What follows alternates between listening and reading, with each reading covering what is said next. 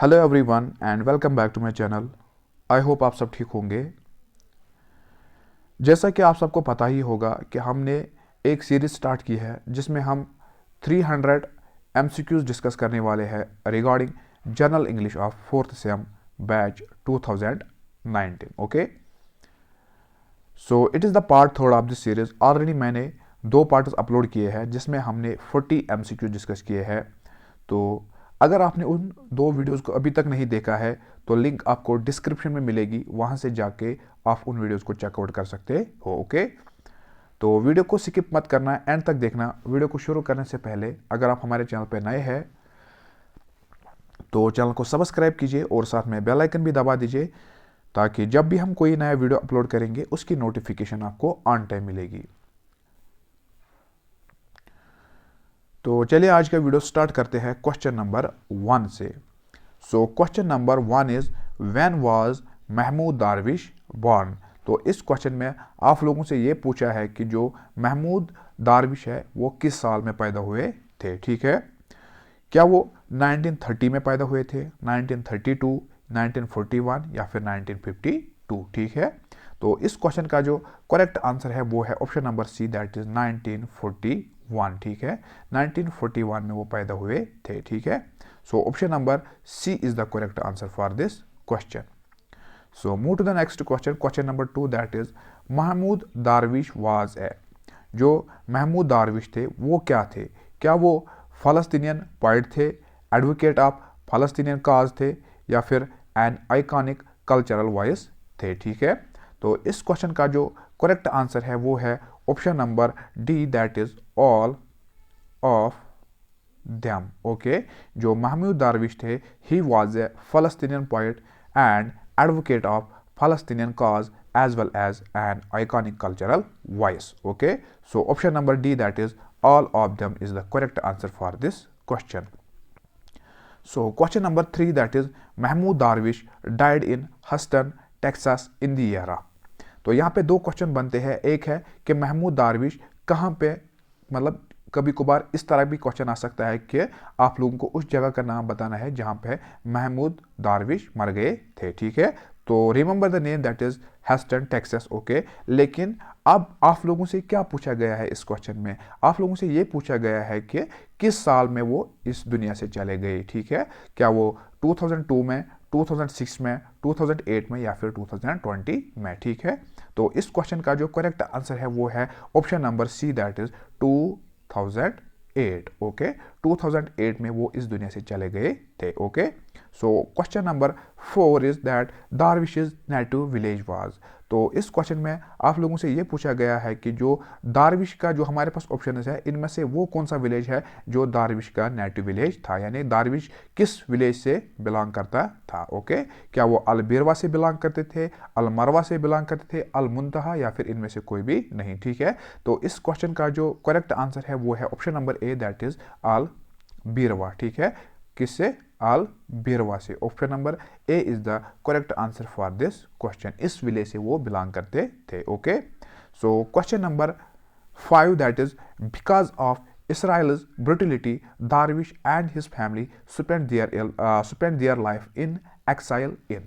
तो आप लोगों को पता होगा कि जो इसराइल है, ठीक है, क्या है? इसराइल और फ़लस्तीन की अगर मैं बात करूं, इन दोनों के दरमियान हमेशा से जंग चलता आ रहा है। ठीक है, आप लोगों को ये पता होगा कि आजकल भी इनके दरमियान जंग चल रहा है। ठीक है, तो जो इसराइल पीपल है वो ये दावा कर रहे हैं कि जो फ़लस्तीन की लैंड है वो हमारी है। ठीक है, तो इस लैंड के ऊपर वो जंग छेड़ रहे हैं या उनके घरों को डिस्ट्रॉय कर रहे हैं, उनके विलेजेस को डिस्ट्रॉय कर रहे हैं। ठीक है, तो उनका मानना ये है, उनका दावा ये है कि ये जो लैंड है जिसपे इसराइल या जिसपे फ़लस्तीन, ठीक है, जिसपे फ़लस्तीन अभी बस जिसपे फ़लस्तीन लोग रह रहे हैं, ये हमारी लैंड है। ठीक है, लेकिन आप लोगों को पता होगा कि जो महमूद दारविश थे, महमूद दारविश जो थे वो फ़लस्तीन से बिलोंग करते थे। ठीक है, वहाँ के एक नेटिव विलेज था अलबिरवा, वहाँ से वो बिलोंग करते थे। ठीक है, लेकिन उसका जो होमलैंड है वो है फ़लस्तीन। तो आप लोगों को पता होगा कि वहाँ पे कैसा जुल्म चल रहा है। ठीक है, तो इस जुल्म के कारण जो दारविश और उसकी फैमिली ने ये फैसला किया कि हम अपनी लाइफ को किसी और जगह सेटल करेंगे। तो उन्होंने अपनी लाइफ स्पेंड की देयर लाइफ इन एक्साइल, लेकिन कहाँ पे? देखिए यहाँ पे जो ऑप्शन है वो है Lebanon, CRO, Paris, all of them. Okay, क्या है? All of them. तो इसराइल की ब्रूटलिटी से जब वो तंग आ गए, जब वो उनके जुल्म से तंग आए, जो रोज़ म रोज़ उनके खिलाफ वो जंग छेड़ रहे थे, जब उनके जुल्म से वो इतना तंग आए तो उनने ये डिसाइड किया कि हम अपनी फैमिली को लेके किसी और जगह पे जाएंगे। ठीक है, तो Darwish and his family spend their life in exile, लेकिन उन्होंने उसके बाद वो कहाँ पे, उन्होंने अपनी लाइफ जो बाकी ज़िंदगी थी उन्होंने कहाँ पे वो गुजारी। ठीक है, तो उन्होंने अपनी लाइफ लेबनान में भी स्पेंड की थी, सियारो में भी स्पेंड की थी, और कहाँ पे? पेरिस में भी स्पेंड की थी। यानी इन जगह 3 जगहों पे वो रह चुके हैं। ठीक है, so option number D, that is all of them, is the correct answer for this question. So move to the next question. Question number 6 is that is Darwish spent a year in the University of Moscow in the year of. Okay. तो इस question में आप लोगों से ये पूछा गया है कि दारविश ने 1 साल यूनिवर्सिटी ऑफ मॉस्को में भी गुजारा है, लेकिन किस साल में? ठीक है, क्या 1935 में, 1970 में, 1931 या फिर 1934? ठीक है, तो इस क्वेश्चन का जो करेक्ट आंसर है वो है option number B, that is 1970। ठीक है, सो इस साल में उन्होंने अपना 1 साल यूनिवर्सिटी ऑफ मॉस्को में भी गुजारा था। Okay, so option number B is the correct answer for this question. So question number 7, that is Darwish has also worked for the newspaper Daesh in CRO। तो उसके बाद दारविश ने क्या किया? दारविश ने न्यूज़पेपर में भी काम किया है, लेकिन किस न्यूज़पेपर में उन्होंने काम किया था? CRO में। उस न्यूज़पेपर का नाम हमें यहाँ पे बताना है। ठीक है, क्या उस न्यूज़पेपर का नाम था अल बिरवा, अल मसरा, अल अरहम, या फिर इनमें से कोई भी नहीं? ठीक है, तो इस क्वेश्चन का जो करेक्ट आंसर है वो है option number C, that is Al Haram. Haram नहीं sir, sorry for that, Al Arham.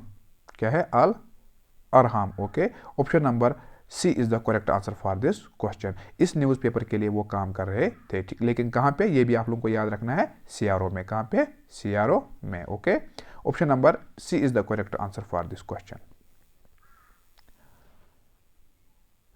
So move to the next question. Question number 8, that is when was Palestinian Declaration of Independence written by Darwish? तो इससे कब लिखा था? किससे? फ़लस्तीनियन declaration of independence, इसे लिखा था किसने? मोहम्मद दारविश ने, लेकिन किस साल में इन्होंने इसको लिखा था? ठीक है, क्या 1980 में, 1981 में, 82 या फिर 88 में? तो इस क्वेश्चन का जो करेक्ट आंसर है वो है option number D, that is 1988। इस साल में उन्होंने क्या किया था? उन्होंने इस आर्टिकल को लिखा था। ठीक है, Palestinian declaration of independence. Okay, so next question is question number 9, that is Darwish served on the executive committee of the Palestinian Liberalization Organization from। तो जो दारविश थे, he served as an executive committee। ठीक है, यानी executive जो फ़लस्तीन liberalisation organisation थी, ठीक है, उसमें जो एग्जीक्यूटिव कमेटी थी उसके लिए भी दारविश ने काम किया है, लेकिन किस टाइम पीरियड तक? फ्रॉम, लेकिन कब से कब तक? ठीक है, यानी किस टाइम पीरियड से किस टाइम पीरियड तक? ठीक है, और जो हमारे पास ऑप्शन है वो है 1987 to 1992, 1987 to 1993, 1987 to 1994 and 1987 to 1995। तो आपको मैं बता के ले चलूँ कि जो दारविश थे, ही served on the executive committee from on the executive committee of the Palestinian Liberalization Organization from 1987 to 1993, यानी ऑलमोस्ट 6 ईयर्स तक उन्होंने काम किया है। ठीक है, यानी 6 साल तक उन्होंने काम किया है किसमें? Palestinian Liberalization Organization। Okay, so next question is question number 10। Question number 10 is that when did Darwish resigned from PLO? तो उसके बाद मैंने कहा कि उन्होंने काम किया था 1987 से लेके 93 तक। ओके, तो उसके बाद आप लोगों से ये पूछा गया है कि उन्होंने PLO में, यानी फ़लस्तीनियन लिबरलाइजेशन ऑर्गेनाइजेशन जो है, इसमें दारविश ने कब रिज़ाइन किया? ठीक है, यानी इसको दारविश ने कब छोड़ा? क्या 1990 में, 1991 में, 1992 में या फिर 1993 में? आप लोगों को पहले ये पता चल गया होगा कि उन्होंने किस साल में छोड़ा था, 1993 में। ठीक, क्योंकि आप लोगों को पहले ही मैंने बताया कि ही वाज वर्कड फ्रॉम, क्या वो वहाँ से काम कर रहे थे सिंस 1987 टू 1993। 1993। ओके, इस टाइम पीरियड तक उन्होंने पीएलओ में काम किया था, लेकिन उसके बाद उन्होंने 1993 में पीएलओ को छोड़ा, यानी जो फ़लस्तीनियन लिबरलाइजेशन ऑर्गेनाइजेशन है उससे उन्होंने रिजाइन किया। Okay, option number D is the correct answer for this question. So next question is question number 11, that is why did Darwish resign from PLO. तो अब उसके पीछे क्या रीज़न था, क्या कारण था जिसकी वजह से जो मोहम्मद दारविश थे उससे रिजाइन करना पड़ा पीएलओ से। ओके, और जो हमारे पास ऑप्शन है वो है because of signing of Oslo Accords by Yasser Arafat या because of not signing of Oslo Accords by Yasser Arafat, both या इनमें से कोई भी नहीं। ठीक है, तो देखिए इस क्वेश्चन का जो करेक्ट आंसर है वो है ऑप्शन नंबर ए, क्योंकि because of signing of Oslo Accords by Yasser Arafat, ये जो ओस्लो अकॉर्ड्स था इससे साइन किया था यासिर अरफात ने, इस वजह पर, इस बिना पर जो कौन थे, महमूद दारविश थे, उन्होंने पीएलओ से रिजाइन लिया। ठीक है, यानी उन्होंने पीएलओ को छोड़ा, क्योंकि ये जो साइन किया था ओस्लो अवार्ड किसने, यासिर अरफात ने, इस वजह पर या इस बिना पर जो महमूद दारविश थे उन्होंने पीएलओ को अलविदा कहा था। ठीक है, सो यहाँ पे और एक क्वेश्चन बनता है कि अगर इस तरह भी क्वेश्चन आएगा कि हु साइनड ओस्लो अकॉर्ड्स। ठीक है, ओस्लो अकॉर्ड को किसने साइन किया था, नीचे आएगा महमूद दारविश, यासिर अरफात, बोथ या इनमें से कोई भी नहीं। ठीक है, तो उस टाइम आप लोगों को यासिर अरफात पे टिक करना है। ओके, सो आई होप आप लोगों को ये चीज़ समझ आया होगा। Move to the next question, question number 12, that is being a prolific writer Darwish wrote about. तो सबसे पहले आप लोगों को पता होना चाहिए कि प्रोलिफिक राइटर किसे कहते हैं। ठीक है, तो प्रोलिफिक राइटर हम उसे कहते हैं कि जिन्होंने बहुत चीज़ों के बारे में लिखा हो, बहुत चीज़ों के बारे में उन्होंने मतलब रिसर्च किया हो। ठीक है, उस चीज़ को हम कहते हैं प्रोलिफिक। यानी प्रोलिफिक हम उस इंसान को भी कहते हैं कि मतलब फॉर एग्जांपल अगर हम लिख सकते हैं कि प्रोलिफिक ट्रैवलर हम उसे कहेंगे जिन्होंने बहुत सारी जगहों पे विजिट किया है। तो इस तरह से यहाँ पे बात की गई है प्रोलिफिक राइटर की। प्रोलिफिक राइटर हम उसे कहते हैं जिन्होंने बहुत सारे चीज़ों पे लिखा हो, बहुत चीज़ों के बारे में लिखा हो। ठीक है, तो दारविश जो थे he was a prolific writer, लेकिन उन्होंने लिखा किसके बारे में, तो देखिए उन्होंने 30 वॉल्यूम्स ऑफ पोइट्री भी लिखी है, 8 बुक्स ऑफ प्रोज या वाज ए रेजिस्टेंट पोएट। ठीक है, तो इन बिना पे जो मोहम्मद दारविश थे इसे कहते थे क्या, prolific writer. So all of them is the correct answer for this question, क्योंकि महमूद दारविश की ये सारी किताबें जो है, ठीक है, 30 वॉल्यूम्स ऑफ पोइट्री या 8 बुक्स ऑफ प्रोज या फिर वाज ए रेजिस्टेंट पोएट, ये सारी जो काम है ये किसने लिखा है, या ये किसका काम है, ये महमूद दारविश का काम है। तो इन्होंने ये सब कुछ लिखा है, इस वजह से जो महमूद दारविश थे इससे क्या कहते थे, prolific writer. So option number D is the correct answer for this question.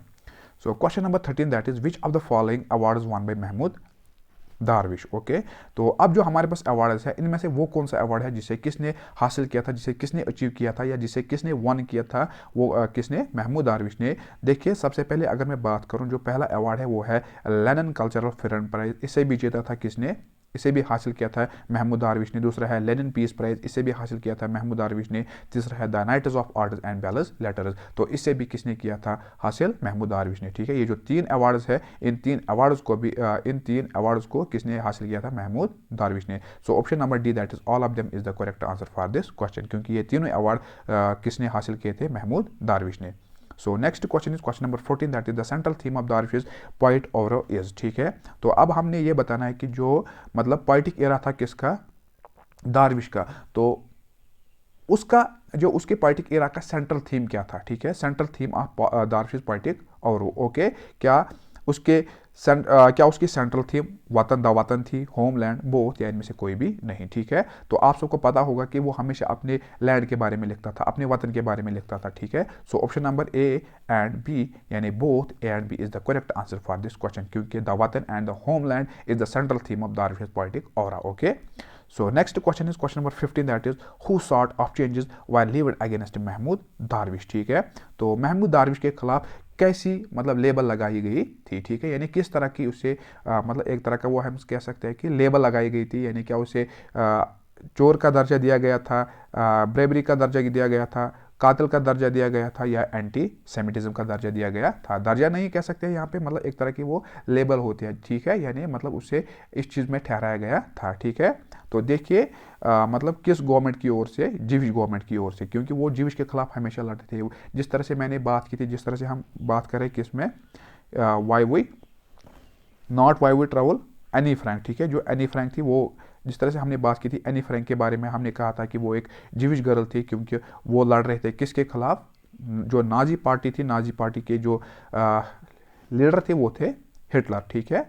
तो हमने ये बात की क्योंकि हिटलर इनको जुल्म करता था, क्योंकि ये उनके आर्डर्स को फॉलो नहीं करते थे। तो इस वजह से जो ज्यूज थे वो किन पे जुल्म कर रहे हैं, फ़लस्तीनियन पीपल पे, ठीक है। तो क्योंकि फ़लस्तीनियन पीपल उनके आर्डर्स को फॉलो नहीं करते हैं, उनके किसी भी बात को वो एक्सेप्ट नहीं कर रहे हैं, इस वजह से वो इनके खिलाफ बहुत ज़्यादा जुल्म कर रहे हैं, वो इनको बहुत ज़्यादा जुल्म कर रहे हैं, ठीक है। तो इस वजह से जो महमूद दारविश थे उन्होंने भी इनके खिलाफ बहुत कुछ लिखा है। इस वजह से उनका जो उसकी जो लेबल लगाई गई है, उसको जो दर्जा दिया गया है वो दिया गया है एंटी सेमिटिज्म, ठीक है। एंटी सेमिटिज्म वो होता है मतलब जो किसी के खिलाफ जाए, ठीक है। फॉर एग्जांपल ये किसके खिलाफ जाता था, ये एंटी ज्यूइश लॉज के खिलाफ जाता था। जो ज्यूइश लोगों ने किसके खिलाफ लॉज बनाए थे, फ़लस्तीन पीपल के लिए, तो इनके खिलाफ ये लिखता था। इस वजह से इन्हें क्या मतलब एक तरह की वो लेबल लगाई गई थी, ठीक है, जिसे कहते थे एंटी सेमिटिज्म। एंटी सेमिटिज्म हम उसे कहते हैं मतलब जो किसी के खिलाफ लिखे, ठीक है। So option number D is the correct answer for this question. Next question is question number 16, that is Darwish's work has been translated in how many languages. तो कितने लैंग्वेज में इसे ट्रांसलेट किया गया था। So option number B that is 20 languages, okay. So 20 languages is the correct answer for this question. So question number 17, that is on the demise of Mahmoud Darwish, Palestinian government a mourning of dead days। तो जब महमूद दारविश इस दुनिया से चले गए, तो 2008 में वो इस दुनिया से चले गए, ठीक है। लेकिन जो फ़लस्तीनियन गवर्नमेंट थी उन्होंने कितने दिनों का मतलब जो मातम होता है, ठीक है, हर की जो मरता है उसके बाद मातम ही होता है, तो कितने दिनों का ऐलान किया किसने, गवर्नमेंट ऑफ फ़लस्तीन ने, ठीक है। क्या 1 दिन का, 2 days, 3 days या फिर 4 days। So I told you that 3 days is the correct answer for this question. 3 दिन तक उन्होंने वहाँ पे मातम मनाया था, ठीक है, जब महमूद दारविश इस दुनिया से चले गए। So question number 18, that is the poem is written in the form of. तो अब जो ये पोएम है ये किस फॉर्म में लिखी गई है, क्या ये मोनोलॉग में लिखी गई है, एन इमेजिनरी डायलॉग में लिखी गई है, ए रियल डायलॉग, या ऑल ऑफ द अबव, ठीक है। तो इस क्वेश्चन का जो करेक्ट आंसर है वो है option number B, that is an imaginary dialogue, ठीक है। So option number B is the correct answer for this question. So move to the next question, question number 19, that is the poem is a fine example of distinction between. So it is the fine example of distinction between anger and hatred. Option number A is the correct answer for this question. So question number 20 and the last question of this session, that is the poem Identity Card was published in the era.